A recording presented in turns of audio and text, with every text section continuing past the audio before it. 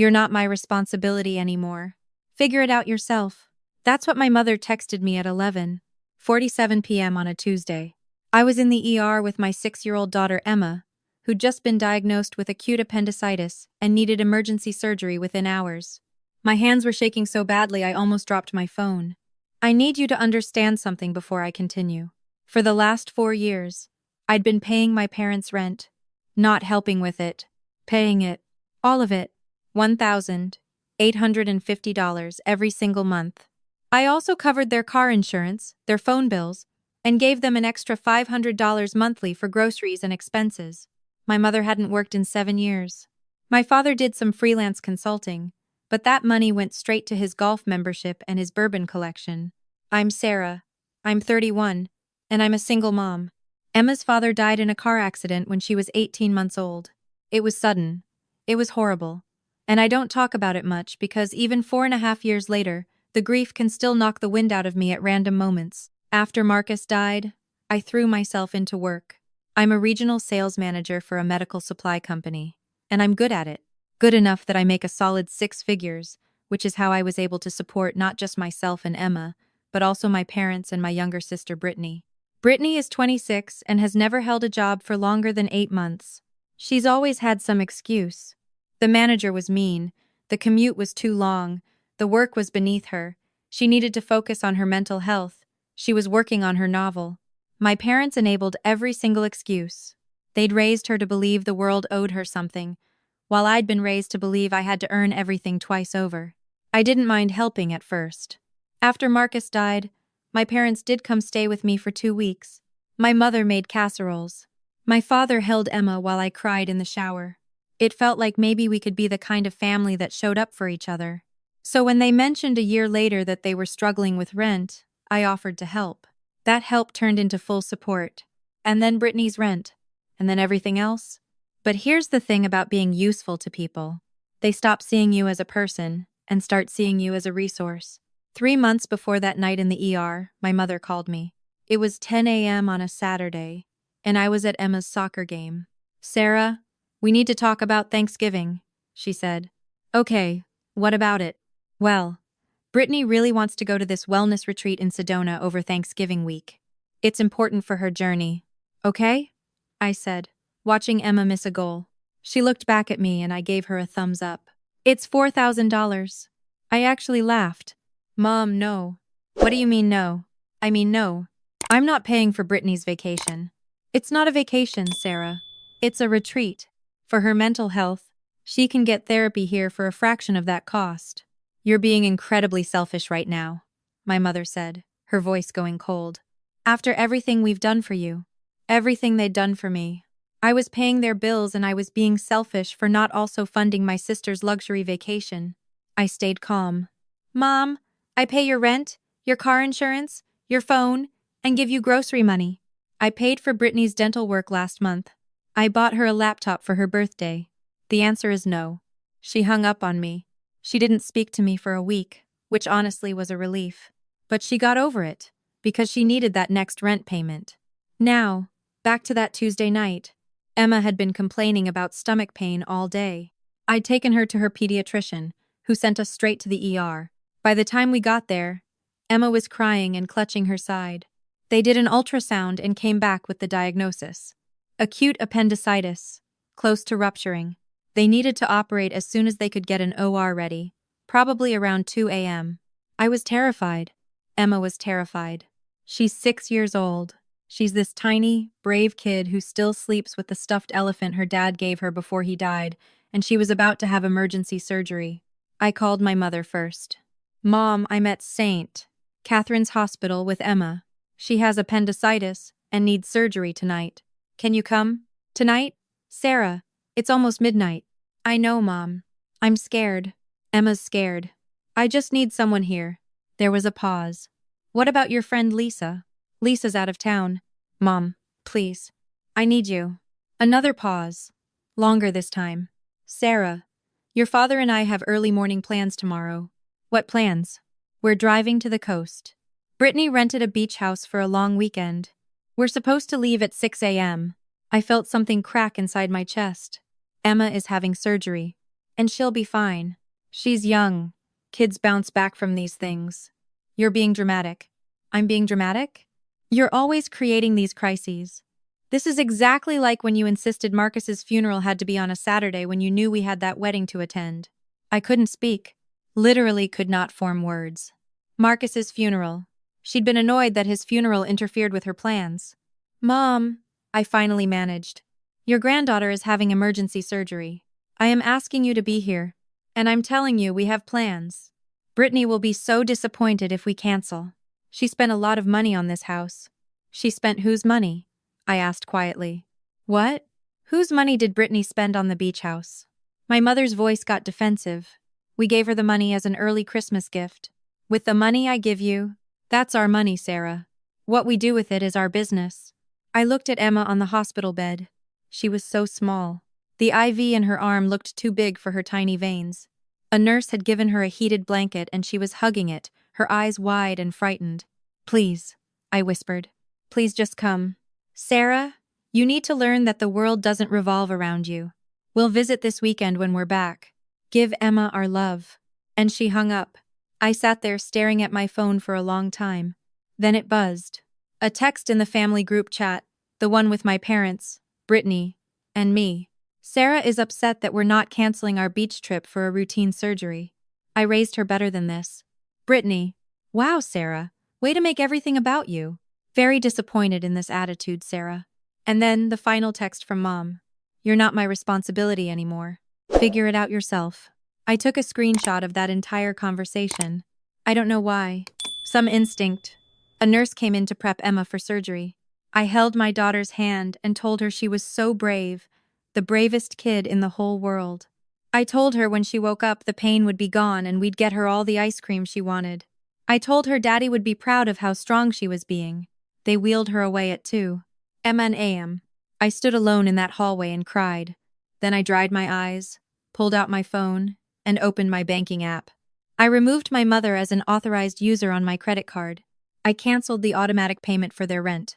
I canceled their car insurance payment that was scheduled for Friday. I canceled their phone bill payment. I went through every single subscription and bill I paid for them and canceled it. The only thing I kept was Brittany's phone, but only so I could send her one text. Enjoy the beach house.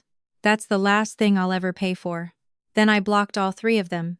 Every number, every social media account, every email address. It took me 20 minutes. 20 minutes to dismantle 4 years of financial support. Emma came out of surgery at 4:30 a.m. It had gone well. Her appendix hadn't ruptured.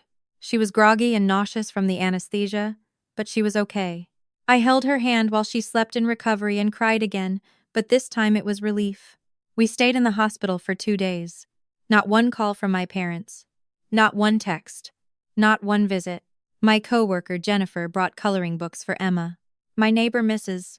Chen, brought homemade soup. My boss sent flowers and told me to take all the time I needed. Strangers, people I barely knew, showed more care than my own family.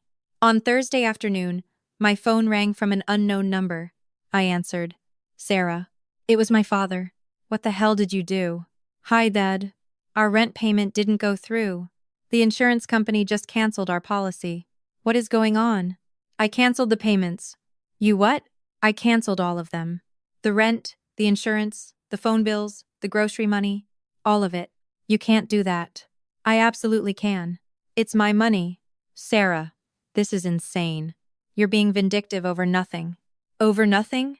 My voice was very calm. Emma had surgery 2 days ago. Where were you? That's not fair.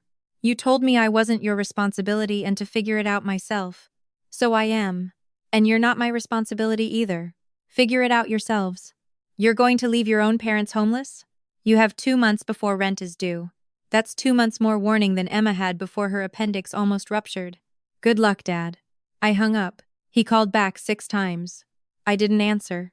On Friday, Brittany called from her own phone, which told me she'd already realized hers was getting cut off.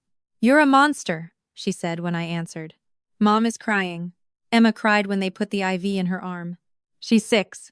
Where were you? We couldn't just cancel our trip. Why not? Because I paid for the house.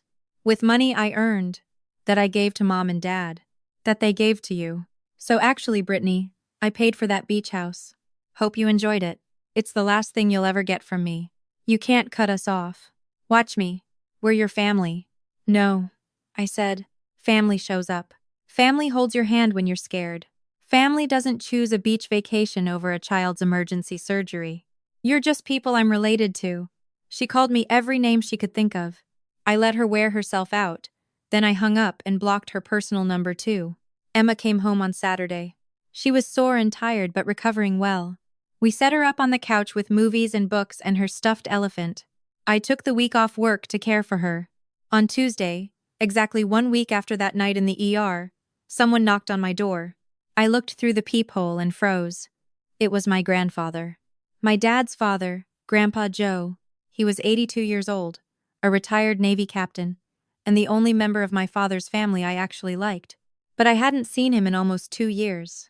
My parents had told me he'd moved to a retirement community in Florida. I'd sent him Christmas cards but never heard back. I opened the door. Grandpa Joe? Hello, Sarah. He looked tired. May I come in? Of course. I stepped aside. Emma's resting, but I know about Emma. That's why I'm here. We sat in the kitchen. I made coffee with shaking hands. Your father called me, Grandpa Joe said. Told me you'd gone crazy, cut them off financially, abandoned your family over nothing. My stomach dropped. That's not. He held up his hand. Then I called your mother. She told me the same story. Said you were punishing them because they couldn't make it to the hospital for a routine surgery. I couldn't look at him. I stared at my coffee. Then, he continued, I called St. Catherine's Hospital. I know the director there. Did charity work with him for years. I asked him to tell me what happened the night Emma was admitted. I looked up. He told me Emma came in at 9 p.m. with acute appendicitis, that it was close to rupturing, that she needed emergency surgery. He told me you were alone. He told me a 6-year-old child was terrified, and her mother was doing everything she could to be brave for her. His voice was rough. He told me you were crying in the hallway after they took her to surgery. I couldn't speak. Then I called your father back. I asked him what time they left for this beach trip. He said 6 a.m. Wednesday morning. I asked him if he knew Emma was having surgery Tuesday night. He said yes. Grandpa Joe's hands were shaking now too. He was angry. I'd never seen him angry. I asked him why he didn't go to the hospital. He said it wasn't a big deal. Kids have surgery all the time. I asked him if he understood his granddaughter could have died if that appendix had ruptured. He told me I was being dramatic. Just like you, he said. I wiped my eyes. Sarah, I need you to know something. Your father is my son, and I love him. But he's a selfish, entitled man, and I take responsibility for that. I spoiled him. I gave him everything he wanted, and never taught him that other people's needs mattered. Your mother enabled it, and together they raised Brittany to be just like them. He reached across the table and took my hand. But somehow, despite them, you turned out to be a good person. A strong person. A person who shows up for others. I don't feel strong, I whispered. You are. You paid their bills for years. You supported your sister even though she never appreciated it. You did all of that while raising a child alone, while grieving your husband, while building a career. You did everything right, Sarah. And the one time you needed them, they chose a vacation over you. They said I wasn't their responsibility. Then they're not yours either. He squeezed my hand. I'm here to tell you that you made the right choice. Don't let them guilt you. Don't let them manipulate you. What you did wasn't cruel. It was self-preservation. My dad said you moved to Florida. Grandpa Joe snorted. I live 20 minutes away. I've been here the whole time. Your father told me you were too busy with your life to visit, that you'd made it clear you didn't want a relationship with me. Of course he did. I sent Christmas cards. I never got them. I'm guessing your father intercepted them. He shook his head. I should have reached out myself. I should have tried harder. I'm sorry, Sarah. It's not your fault. I called your father this morning. I told him I was ashamed of him. I told him he'd failed as a father, as a grandfather, and as a man. I told him if he ever did inherit anything from me, he could forget it now, because I'm leaving everything to you and Emma. Grandpa, you don't have to. I want to. You deserve it. They don't. He stood up slowly. Now, can I meet Emma? I brought her some books. I remember you loved to read when you were little. I started crying again. She'd love that. Grandpa Joe stayed for 3 hours. He read to Emma, told her stories about her daddy when he was little, made her laugh. When she fell asleep, he hugged me at the door. "You're doing a great job," he said. "Marcus would be so proud of you." "I'm proud of you." After he left, I sat in the quiet house and felt something I hadn't felt in years. Peace. My father called again that night from another unknown number. I answered. "Dad called you," he said immediately. He had no right to interfere. He had every right. He's my grandfather. He's a senile old man who doesn't understand the situation. He understands perfectly, better than you do. "Sarah, we need that money. We're going to lose the apartment. Then I suggest you get a job. I'm 63 years old. And I'm 31, a widow, and a single mother. If I can work, you can work." "This is cruel. You're being cruel." "No, Dad. Cruel is telling your daughter her husband's funeral was inconvenient. Cruel is choosing a beach vacation over your granddaughter's emergency surgery. Cruel is calling me a burden when I've kept you afloat for 4 years. I'm not being cruel. I'm being done. You're going to regret this. The only thing I regret is not doing it sooner." I hung up and blocked that number too. Over the next 2 weeks, they tried everything. My mother showed up at my house. I didn't answer the door. Brittany sent me long emails about what a terrible person I was. I set up a filter to automatically delete them. My father tried to reach out through my boss. My boss, bless her, told him I was unavailable and he should stop harassing me at work. Then came the social media campaign. My mother posted on Facebook about her ungrateful daughter who'd abandoned her family. She didn't mention Emma's surgery. She didn't mention the 4 years of payments. She painted herself as a victim. Some of her friends believed her. They left comments about how terrible I was, how family should forgive, how I'd regret this when they were gone. But other people who actually knew me, saw through it. My friend Lisa commented with a simple question. "Why weren't you at the hospital when Emma had emergency surgery?" My mother deleted the post. Grandpa Joe posted his own message. He didn't name anyone, but the message was clear. "I'm ashamed when I see parents who take from their children and give nothing back but guilt." Real family shows up. Real family cares more about a child's surgery than a vacation. I'm proud of the people in my life who know their worth and refuse to be used. My father called him. They had a massive fight. Grandpa Joe told me about it later, laughing. I told him if he called me again, I'd tell everyone in town exactly what kind of man he'd become. Emma recovered beautifully. The scar from her surgery was small, and she wore it like a badge of honor. "I'm brave," she told everyone. My mommy said so. I went back to work. I was better at my job because I wasn't exhausted from supporting 4 people. I got a promotion in November, 3 months after everything happened. The raise was substantial. I used some of that money to take Emma to Disney World. Just the 2 of us. We had the best week of our lives. I used some more to set up a college fund for her.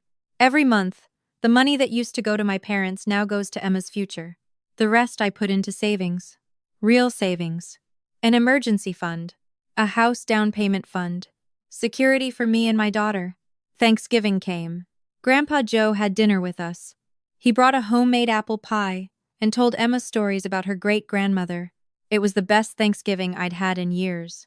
My mother sent a text from a new number. "I hope you're happy, ruining the holidays for everyone." I blocked the number and carved the turkey. Christmas came. Grandpa Joe was there again.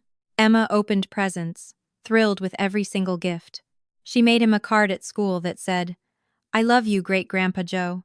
He cried. My parents sent nothing. I'd expected that. What I didn't expect was the card from Brittany. It was a simple card, nothing special.